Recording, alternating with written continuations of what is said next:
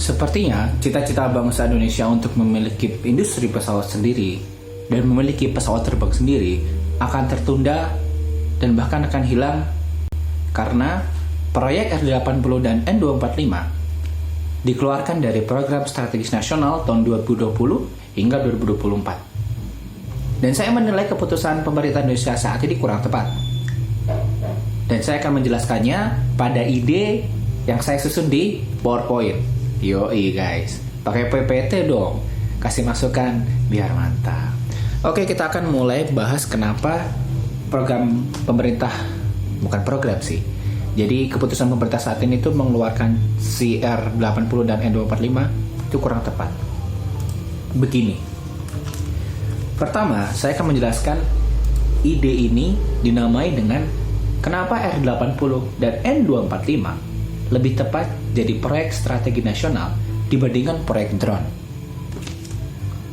Ada latar belakangnya. Jadi latar belakangnya kenapa digantikan adalah kata Pak Menko Perekonomian RI Airlangga Hartarto. Kata beliau, pengembangan pesawat nirawak dinilai lebih ideal dilakukan dalam kondisi saat ini. Karena pemerintah mendahulukan pengembangan proyek pesawat karena itu, pemerintah mendahulukan pengembangan proyek pesawat nirawak di tengah pandemi COVID-19. Oke, ada alasannya. Tapi menurutku ini kurang tepat dan kurang kuat. Alasan kedua adalah disebutkan pembuatan drone tersebut untuk melakukan patroli udara, salah satunya memantau pencurian ikan di zona ekonomi eksklusif maupun di laut dalam wilayah Indonesia. Tapi tetap tidak terjawab gitu, tidak kuat menurut saya alasannya, menurut saya loh ya. Dan kita harus berpacu pada indikator kenapa suatu program bisa dijadikan program strategis nasional. Begini kata Pak Jokowi. Pak Jokowi mengususkan agar memilih proyek yang mampu membantu pemulihan perekonomian terlebih pasca dampak ditimbulkannya COVID-19. Oke, berarti fokusnya adalah pemulihan ekonomi. Nah, artinya harus ada proyek yang menghasilkan keuangan bagi negara. Kita tinjau kenapa si drone ini tidak cocok, maksudnya kurang tepat untuk saat ini. Jadi si elang hitam atau si drone ini memang memiliki kelebihan. Yang pertama adalah dia bisa menjaga laut Indonesia 24 jam. Jarak tempuhnya juga cepat. Terus hanya butuh satu pilot untuk mengawasi zona yang luas. Ini idaman kita untuk menjaga kedaulatan NKRI. Dan ini juga diperlukan. Namun ada beberapa kelemahan, seperti contoh no direct action. Karena si pesawat ini tidak dilengkapi dengan peluru-peluru atau senjata, maka tidak ada action khusus untuk pesawat ini. Dan kita tidak bisa langsung menindaknya jika ketahuan. Karena sifatnya hanya sebagai pendukung. Dan oleh proyek ini pun dibandingkan dengan manfaatnya, itu masih agak kemahalan menurut saya ya. Dalam segi ekonomi, 7,71 triliun itu bisa dijadikan beban. Karena selain hanya untuk memantau saja, pemanfaatan kekayaan laut Indonesia itu belum terfasilitasi dengan penuh. Jadi, selain karena pemanfaatan lautnya belum terfasilitasi dengan penuh, sekalipun laut kita dijaga, kita belum bisa eksplorasi manfaatnya secara maksimal. Jadi, bagaimana dong solusinya? Ada solusi lain? Tenang, ada kok, kata Om Jin. Bukan kata saya, pinjam gambar Om Jin, biar lebih lucu. Saya akan berikan dua alternatif dan mungkin saja lebih hemat daripada pengembangan drone untuk saat ini. Saya tidak menyarankan pengembangannya dihentikan, tapi jangan dijadikan sebagai prioritas. Asumsikan Indonesia memiliki anggaran yang sama, 7,71 triliun. Dan anggaran ini akan saya pecah menjadi dua solusi, yaitu Badan Keamanan Laut Republik Indonesia dan nelayan digital. Solusi pertama, kita bisa tingkatkan sarana dan prasarana Baklama atau Badan Keamanan Laut Indonesia. Ya, semoga itu benar. Kita cek lagi. Ya, Badan Keamanan Laut. Kayaknya singkatan saya salah. Nanti saya akan koreksi. Mohon maaf ya Pak. Oke, pada solusi yang pertama kita bisa membeli 9 kapal patrol. Total anggaran 1,8 T. Dan ini menurut anggaran pada sumber yang saya kutip. Kalau tidak salah, untuk membuat 3 kapal 322, 323 dan 321 tipenya itu 600 miliar untuk 3 kapal. Jadi kalau total 9 kapal, maka akan membutuhkan dana 1,8 T. Untuk apa sih menjaga perairan Indonesia itu? Jadi, perairan Indonesia itu saat ini kekurangan kapal dan butuh penambahan kapal untuk patrolinya sehingga pengawasannya bisa lebih ketat. Dan kenapa harus mengeluarkan kapal? Karena kalau dengan kapal kita bisa langsung direct action. Kalau ada yang pencuri kita bisa halau, kita bisa peringatkan, kita bisa kasih tindakan langsung, dah ditenggelamkan atau ditembak. Nah, itu terserah gimana Indonesia dan gimana peraturan. Saya kurang tahu. Nah, dengan potensi Indonesia saat ini, kita telah kehilangan atau rugi sebesar 260 triliun. 260 triliun itu banyak loh. Dan dengan solusi penambahan 9 kapal tadi, targetnya adalah penurunan pencurian ikan sebesar 30%. Artinya kalau kita kalkulasi, kita bisa save 76 triliun dari total 260 kerugian. Oke. Lalu, solusi yang kedua adalah kita juga harus perkuat eksplorasi laut kita. Artinya, para nelayan harus didigitalisasi atau harus dibantu gitu, dikasih teknologi, dikasih pengembangan. Nah, di sini total 0,6 triliun. Yang pertama, menggunakan LED ikan. LED ikan ini adalah tugasnya untuk mendapatkan ikan lebih banyak dan mencari posisi ikan yang paling banyak sehingga tangkapan nelayan itu bisa berkali-kali lipat. Pada studi yang dilakukan oleh BRSDM, tangkapan nelayan bisa hingga 5 kali lipat lebih banyak. Dan kita kucurkan dana 8,5 M untuk 100.000 orang nelayan. Katakanlah kita fokuskan ke Natuna.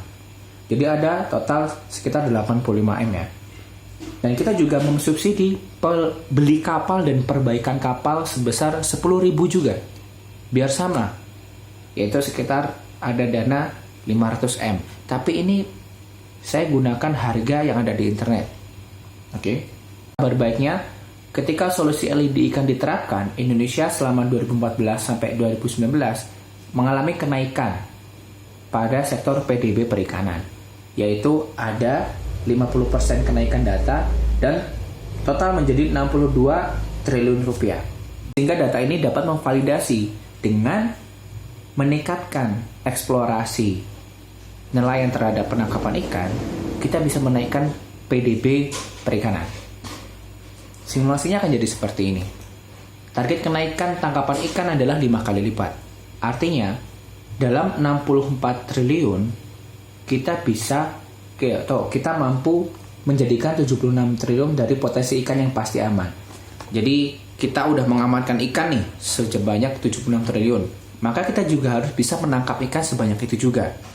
Oke, jangka waktu proyeknya 1 tahun. Ini artinya investasi pemerintah dari segi perhitungan biaya dari total 1,8 T untuk menjaga laut dan 0,6 T untuk mengeksplorasi laut akan timbul cost sebanyak 2,4 T.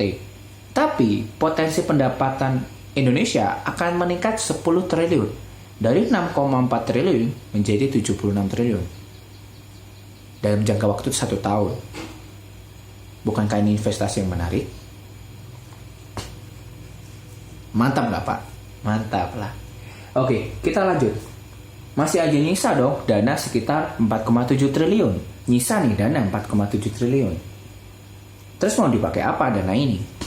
Dana yang sisa tersebut, kita lanjutkan proyek Eyang Habibie untuk membuat Indonesia berdiri di atas kaki sendiri. Wasik, mantap. Kabar baiknya adalah proyek ini mampu menarik perhatian dari negara tetangga, yaitu dari negara Turki. Iya nggak sih? Bener kan ini Turki? Turki negara? Bener, Turki. Nah, negara Turki ini bahkan sampai ingin mau menjual N219 dan mengembangkan N245 kembangan dari Bandung. Jadi proyek ini tuh sebenarnya mantap gitu. Lalu dari segi market, karena saya adalah market analis, demand-nya sekarang pun sudah ada. Total sudah ada 115 unit peminat. 155 unit peminat. 155 unit peminat. Banyak loh itu. Artinya ketika kita membuat barang, sudah ada demand yang ada. Dan ini sudah menjadi syarat untuk sebagai pemulihan ekonomi Indonesia. Barangnya udah ada, idenya udah ada, pasarnya udah ada. Terus kalau dilihat dari nilai pengembangan, si R80 dan N245 ini hanya membutuhkan sekitar 2,6 triliun. Tapi di beberapa sumber disebutkan 2,66 triliun. Katakanlah 2,6 triliun. Dan ini lebih murah dari pengembangan drone. Dari value produknya pun, R80 dan N45 lebih bisa memberikan ROI atau Return on Investment bagi perusahaan karena dia lebih hemat daya, lebih murah, dan lebih banyak penumpang. Karena pesawat dengan baling-baling, kata Pak Ilham dan Pak Eyang Habibie, dinilai 10-30% lebih irit daripada pesawat jet. Otomatis ini produk menggiurkan dong bagi perusahaan penerbangan. Pasti mereka ingin menukarkan dengan baru atau menjualnya dan membeli pesawat kita. Sekarang kita kalkulasi pendapatannya. ATR 72 harganya 2,47 juta US dollar. Dan harga R80 10% lebih murah, yaitu 22,23 juta US dollar. Artinya 325,70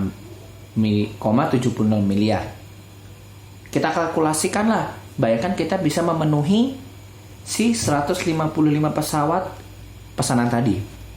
Artinya Indonesia akan mendapatkan 50 triliun lebih dalam jangka waktu pengembangan 2-3 tahun. Menarik loh itu. Dari 2,6 triliun jadi 50 triliun. Tapi mungkin kasih dilaksanakan, saya akan kasih tahu.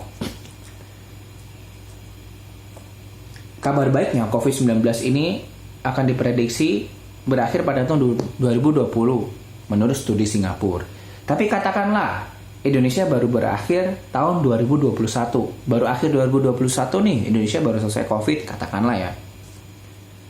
Maka industri pun akan bangkit, industri penerbangan akan bangkit pada awal tahun 2022 sampai 2023. Nah, pada kondisi ini, demand yang tadinya terendap akan muncul ke permukaan dengan begitu cepat. Jadi akan membeledak gitu. Pada tahun itu akan banyak pembeludakan penumpang pesawat. Lalu, karena sudah lama nggak liburan, nggak kerja, nggak meeting, nggak rekreasi, nggak ketemu keluarga, dan nggak kemana-mana lah. Ada yang mungkin balik kuliah dan lain-lain. Maka butuh pesawat yang memomot atau memiliki kapasitas yang lebih besar dong. Dan perusahaan penerbangan pun akan bangkit lebih cepat. Solusinya bagi perusahaan penerbangan supaya nggak kehilangan customer-nya, ya R80 dan N20 dan N245-nya lebih besar, lebih murah, lebih irit. Jadi, saranku untuk pemerintah Indonesia, duit 7,71 triliun tadi dapat dipecah menjadi 3 anggaran. Yang pertama adalah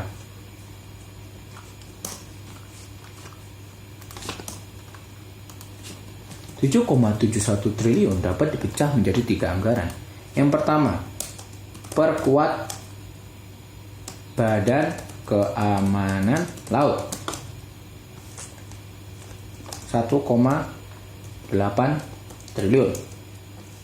Yang kedua, perkuat digitalisasi nelayan. Jadi nelayan supaya bisa menangkap ikan lebih banyak sebesar 0,6 triliun atau mungkin sampai 1 triliun. Lalu yang ketiga adalah lanjutkan proyek dari N245 dan R80 sebesar 2,6 triliun. Dan duitnya pun masih nyisa kok. Dan duit sisa tadi silakan dialokasikan oleh proyek-proyek yang lain. So, semoga kali ini bisa jadi masukan bagi pemerintah Indonesia. Hidup aviasi nggak sih? Hidup pesawat Indonesia, hidup industri penerbangan Indonesia. Semoga jadi masukan. Salam NKRI, garis lurus.